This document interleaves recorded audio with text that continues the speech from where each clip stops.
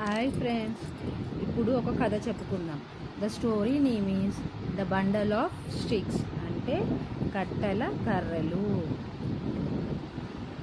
కుటుంబ ఐక్యత కథ, a family of unity story. ఒకప్పుడు ఒక వృద్ధ రైతుకి 4 కుమారులు ఉండేవారు.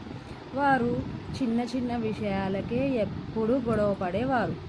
వారు ఎప్పుడూ ఐక్యంగా ఉండకపోవడంతో రైతు చాలా బాధపడేవాడు.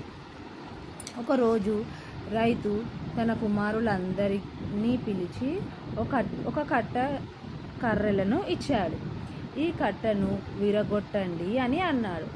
ప్రతి కుమారుడు చాలా ప్రయత్నించాడు, కానీ ఎవ్వరూ ఆ కట్టను విరగొట్టలేకపోయారు. తర్వాత రైతు ఆ కట్టెను విప్పి ఒక్కొక్కరికి ఒక్కో కర్ర ఇచ్చాడు. ఈసారి వారు ఆ కర్రలను చాలా సులభంగా విరగొట్టారు.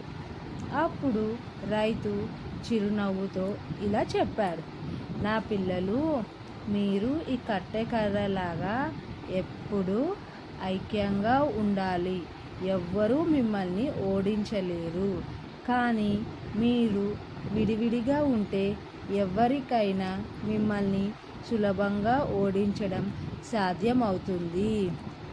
తమ తప్పును తెలుసుకున్న కుమారులు అప్పటి నుంచి ప్రేమగా, శాంతంగా, ఐక్యంగా జీవించడం మొదలుపెట్టారు.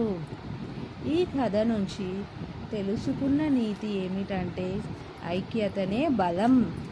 Thank you so much.